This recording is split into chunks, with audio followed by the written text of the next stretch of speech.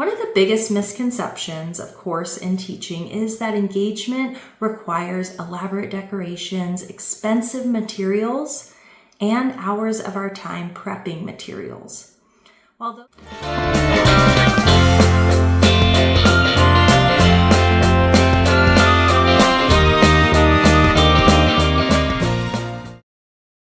Engagement isn't the only thing students need in order to learn.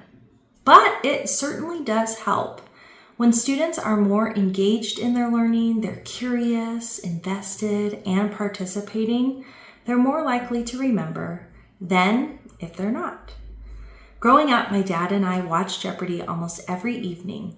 We looked forward to sitting together, trying to compete to see who could get more answers correct. There wasn't anything that we were going to win. We didn't get to win the money that was associated with the questions we got right. But there was something satisfying about remembering the information and proving that you knew it. Getting it right feels so great. Looking back, that's exactly why trivia works so well in the classroom. It turns the retrieval practice into something that students actually want to do. One of the biggest misconceptions, of course, in teaching is that engagement requires elaborate decorations, expensive materials, and hours of our time prepping materials. While those things can be fun and they can be really exciting, all we need to do is change the frame of a lesson. A lesson can become a mystery. We can transform a question into a challenge. And a review is an opportunity for us to play a game. Suddenly, students are leaning in to this learning instead of checking out. So today, I wanted to share a few simple game-inspired strategies that will increase student engagement and help them retain what they're learning without breaking your bank account. So strategy number 1 is let's be detectives. One of my favorite ways to shift the energy inside my classroom when I'm teaching a lesson is to simply share, all right, everyone, it's time to solve a mystery. Or, hey, let's get on our detective hats, grab your magnifying glass, we're going on a detective mystery search hunt, whatever it may be. And it's amazing how quickly the mood changes. Students might sit up. They might become a little curious. Maybe even they start looking for clues. They might even share their favorite detective with you. But there's something about a mystery that naturally makes us want answers, especially if we are the ones who get to find the clues, solve the mystery. This strategy works especially well at the beginning of a lesson or unit because it creates that sense of curiosity and intrigue before the students know the information. An example of this might be in science if the students are investigating why an ecosystem changed. In history, you could have students analyze clues and determine what caused an event.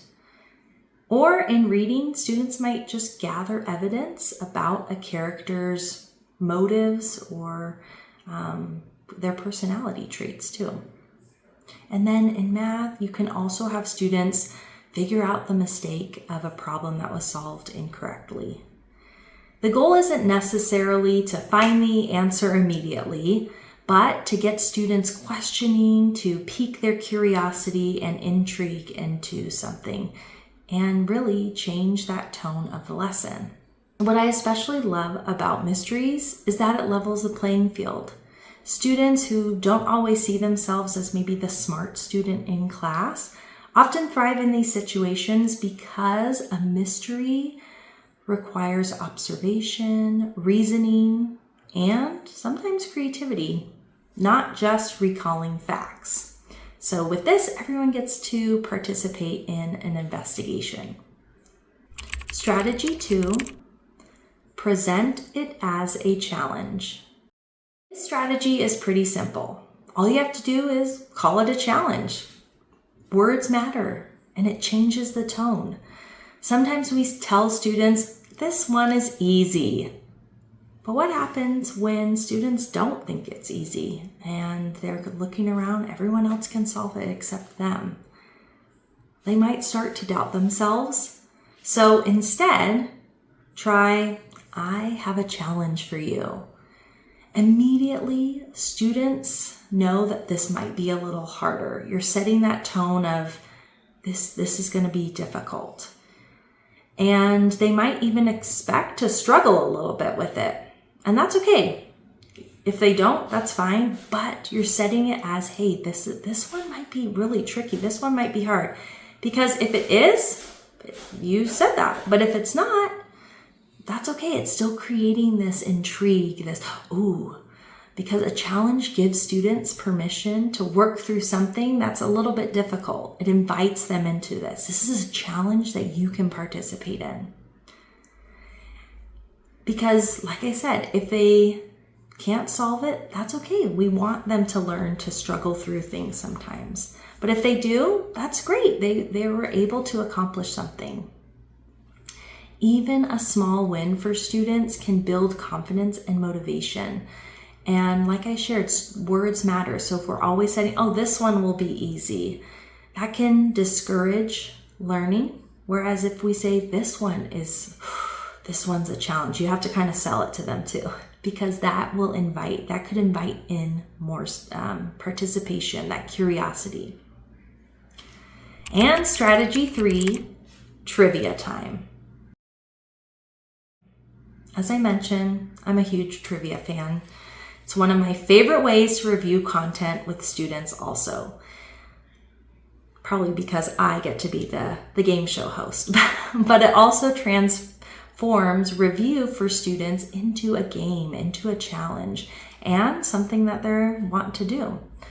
Because instead of handing out a worksheet, fill this out, we could just create a simple slide deck with questions and become the next Pat Sajak if we wanted to. You could grab a pretend microphone, you could use your whiteboard marker, whatever it may be, but shine as that game show host, because that's kind of the fun part of it. You don't need expensive things. Imagination works just as well. This will change that review that can sometimes drag on into something more inviting. Students want to participate. They want to be able to get the answer correctly. So a great way, instead of having students, earn points, they can work together to see how many they're able to solve or help each other solve it. So it's a little more collaborative as well. But students become excited, like I said, to participate in this. They want, just like I did, to get the answer right, to show that they got it right. So if you choose to use this, like I shared, you may not want students, because depending on the age, they can be really competitive in school. You want to create, the point of this is for students to remember, to recall information, to practice that retrieval process. So you may want it to be more of a collaborative effort. If they're able to solve it as a team, they get a point. If not, you get the point maybe as a game show host. So a few questions, very simple slide deck, but lots of personality, can add a little magic to these review practices. It's really fun to just create an experience, and you don't need all of the expensive, elaborate decorations. One of the biggest lessons I've learned about engagement is that students don't always need something bigger. They just need something a little bit different. A mystery, a challenge, or a trivia game. The content doesn't have to change, but the way that we frame it and present it to students can. And you can do this just by changing the tone, adding in a little imagination, sprinkling that little magic into your classroom can transform a lesson from a simple worksheet into the latest, greatest game, that game show that's on. If you're enjoying the Engaged Classroom series, be sure to subscribe so that you don't miss any of the future episodes. With that, I'll see you next time. If you're